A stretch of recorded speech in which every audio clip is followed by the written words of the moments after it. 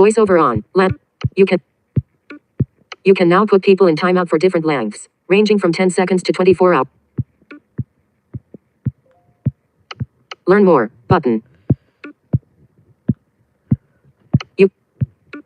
Learn more, but you can now put people in timeout for different lengths, ranging from 10 seconds to 24 hours. Learn more button. Got it button. Got it button. Live 39 seconds.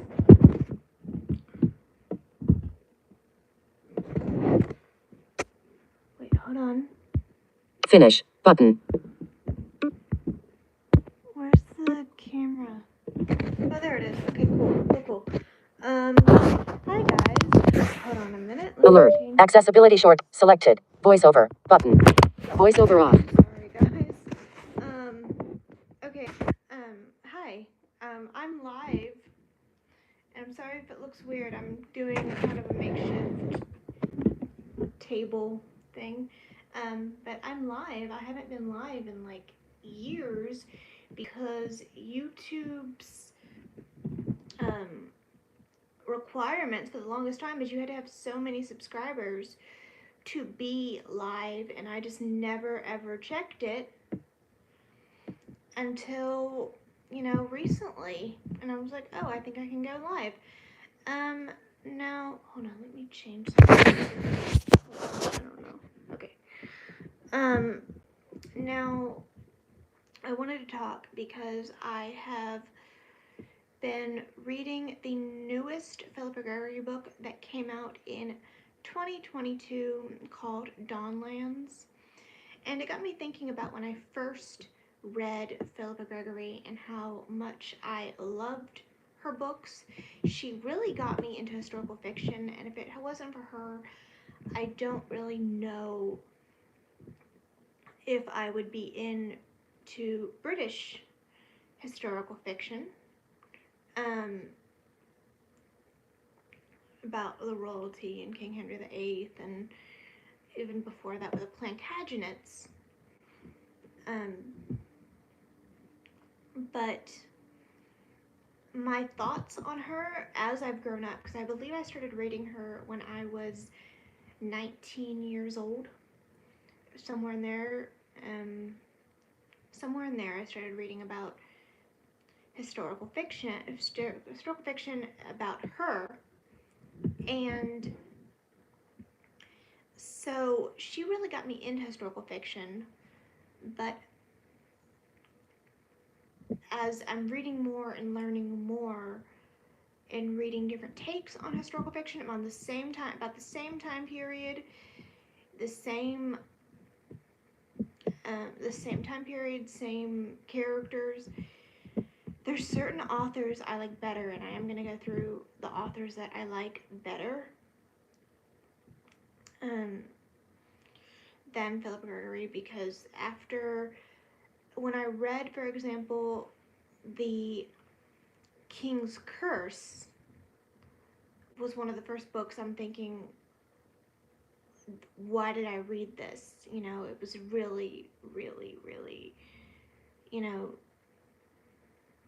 strange. And hold on, let me change the camera. Okay. Yeah, it was really, I was like, sorry, I'm all over the place with my live stream. I haven't live streamed in a long time, so I'm out of practice. But yeah, but I read The King's Curse. I think I listened to it on Audible. No, not on Audible. I listened to it on audio CD, and I was like, why did I read this? You know, it was one of those things where I was like, why this wasn't that good of a book. And then I read The Taming of the Queen about Catherine Parr, and I was like, why did I read this? Because they didn't finish her story. She could have finished her story, but instead she decided to end it when King Henry VIII dies, when, if you know your history, Catherine Parr does marry Thomas Seymour and dies in childbirth. And then as I started reading the new Dawnland, or the new Fairmile series, it was a hit or miss. I love the first book. I didn't really like the second book. And the third book was pretty good. It kept me enthralled, it kept me interested. So that's why I wanted to talk about Philippa Gregory, is she takes a lot of liberties with her writings, especially writings about historical people when it's based on real people, such as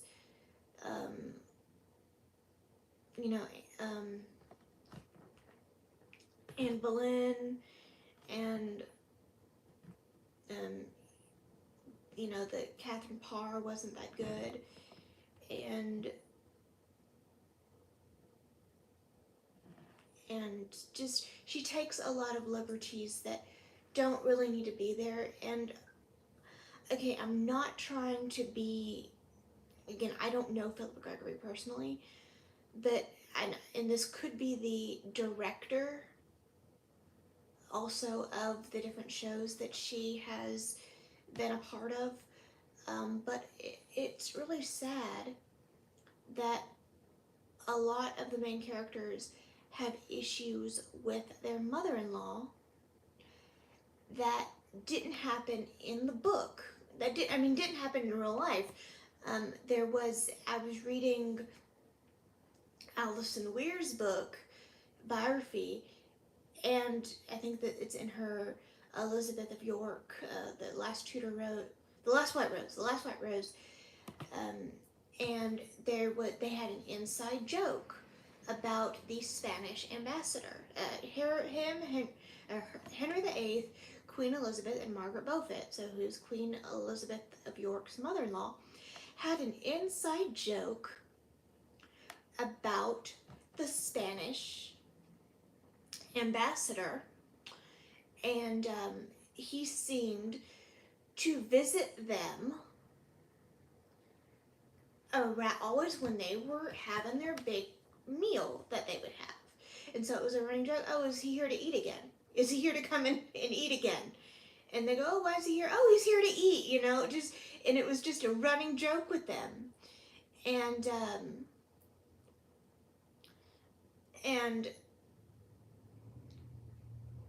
it was just that was really funny. And I think I think Margaret Beaufort, didn't have a problem with Elizabeth of York. And the only reason that this has made it into popular culture, that she was this tyrannical person, was because she had maybe a more forceful personality than her daughter-in-law. So and the ambassador said, Queen Elizabeth of York is great, but Margaret Beaufort, has is kind of too much or whatever. So yeah, why do all these people have mother-in-law issues? It's crazy. Even in the Spanish Princess, I know I'm rambling at this point. This is going to be a rambling live stream. I haven't been on a live stream in a while. But even in the Spanish Princess, Queen Elizabeth of York has an issue with Catherine of Aragon, which isn't true. Before she died, she treated her as her own child, her own daughter, and she told the King and Queen of Spain that she would treat her like one of her own children.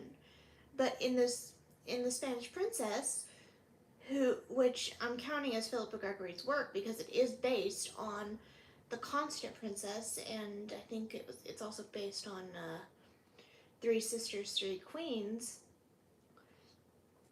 She is portrayed as the mother-in-law from hell. Why do you have to do that? And I just don't get it. After being exposed to better historical fiction, I would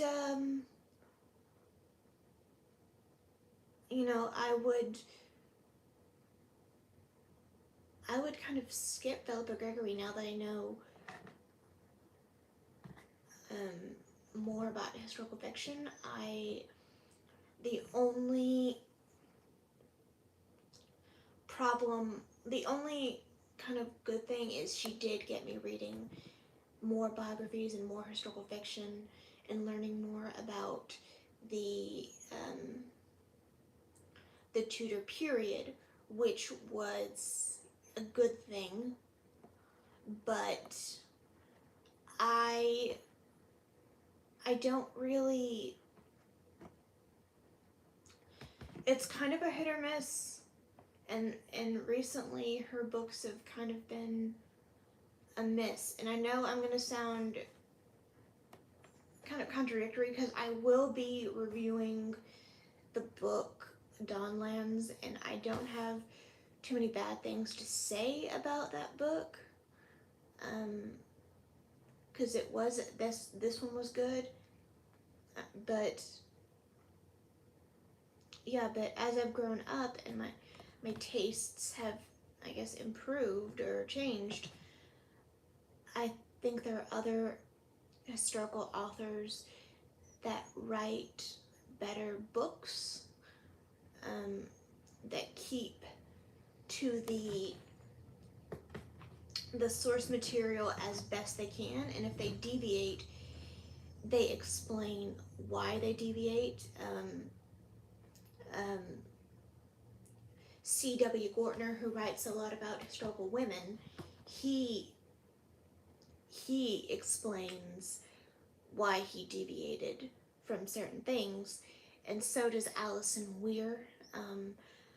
I read a comment, I think it was a blog post or something, that Alison Weir, her historical knowledge, her historian side really comes out in her novels.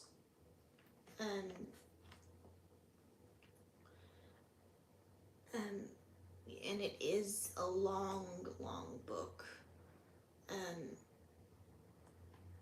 A lot of her books are very long, and they're very detailed, and a lot of people think that that's boring, but I think she's really good at setting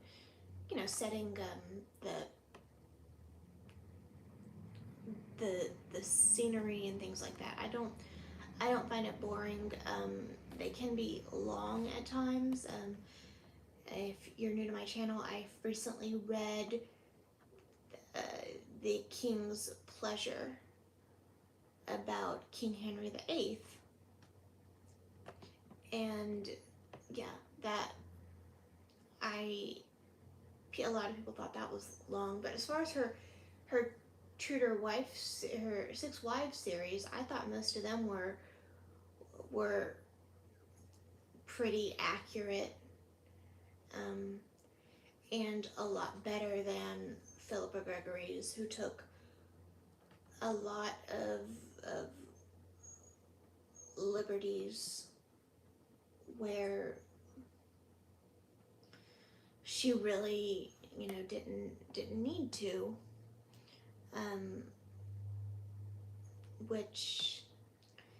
so Philippa Gregory, it is a hit or miss. If you're going to read historical fiction about real kings and queens and about the Six Wives of Henry VIII, I would recommend that you read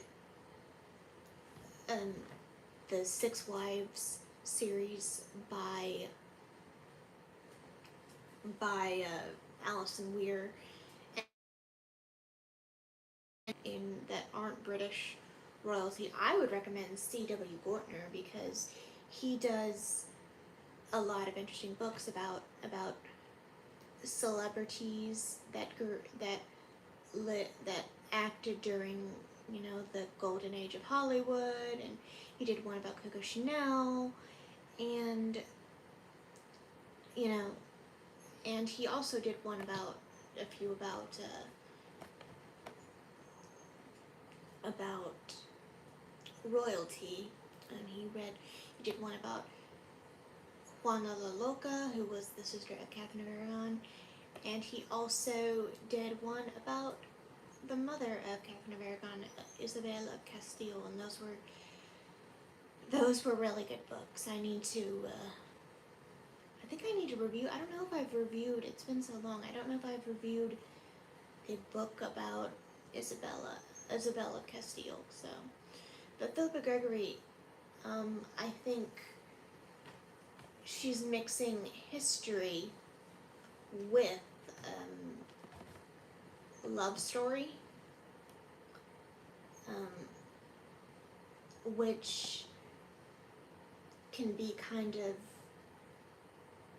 annoying, because I don't want to read a pornography. I don't want to read a porno. That's not why I got a book. I don't want to read a porno. You know, I want to read a book that takes place in historical times, and I understand that there's deviations in everything, but I think there's a difference of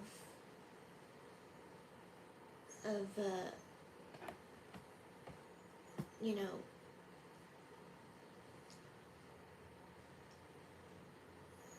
I don't know. I just think there's a difference. I think she needs to stick with maybe love stories based in a certain time, but not base them on real characters. Like the Fairmile series, that person's not a real person. There's real stuff going on, but the main character is a made up person, and I think that's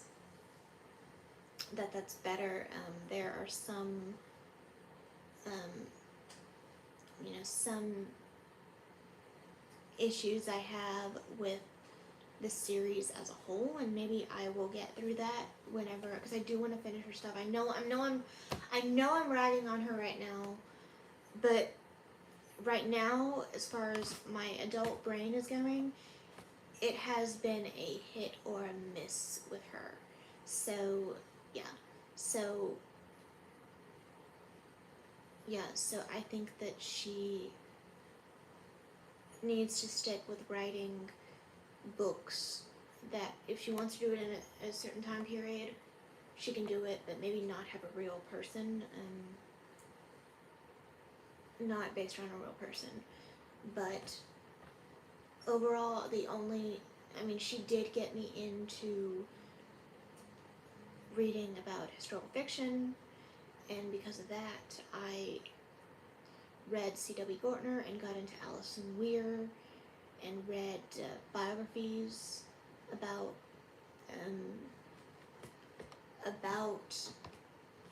the Tudor period, and listened to Heather Tiska's podcast, which I wouldn't have done if she hadn't been around.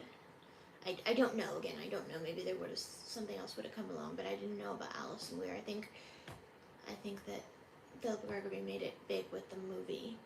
I don't think Alison Weir has done any movies. Maybe she doesn't want to get into the whole Hollywood butchering things. So, yeah, that is all I want to say about Philippa Gregory. I want to do more live streams for you guys because they're fun. This is just a fun way to really, really interact with you guys and just talk without really editing. Because sometimes that gets boring sitting by your computer, but this way I can really get my thoughts out there on certain topics, especially if it's kind of a big topic like this one. So that is all I want to say. I'm so glad I'm able to do live streams, and so I will see you in the next video. It might be The Miracle Morning by Hal Elrod, or it'll probably be The Miracle Morning by Hal Elrod, because I recorded that and just haven't gotten around to doing it, but I need to do that, because that was a good book. I'm all over the place with my books. I want everyone that, I want everyone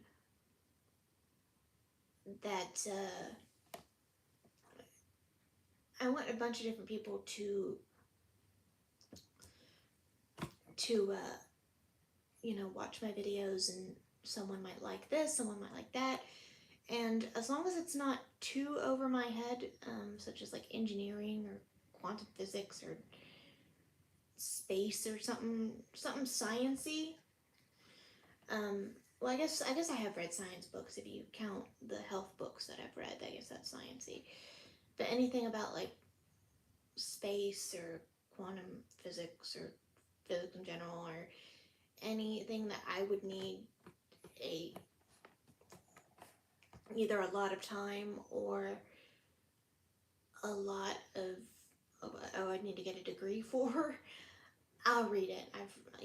You can see my playlists. I've read everything from the Tudors books about the Tudors to I've read young adult books, because I believe that it's important for children and young adults and everyone to get into reading. Find a book that you love and read it and enjoy it. And so so that's kind of my story. I might go into that in more detail, maybe on another live stream. I don't know. So yeah. So I want to know your thoughts on Philippa Gregory, and what you think is. Do you think her books are hit or miss like I do, or do you think they're all amazing? Or I don't know. I mean, as long as there's no swearing or anything, because I have everyone from 7-year-old ladies to 10-year-old girls watching my videos. So, and I've gotten comments from two of those people. I've gotten one from like an older lady. That's my mother's. That's about, I think, let's see, I think she was like 60 something. And then I've gotten a comment from someone that was 10 years old, and I don't know why she'd be lying about that. Well, anyway, so I will see you on the next video, and thank you so much for subscribing. I am at 785 subscribers, and I want to get to like 1,000 pretty soon. So I'm almost there. So that's just so exciting. So, okay, I'm done kind of ranting and rambling. I will see you all in the next video, the short live stream. Okay, bye.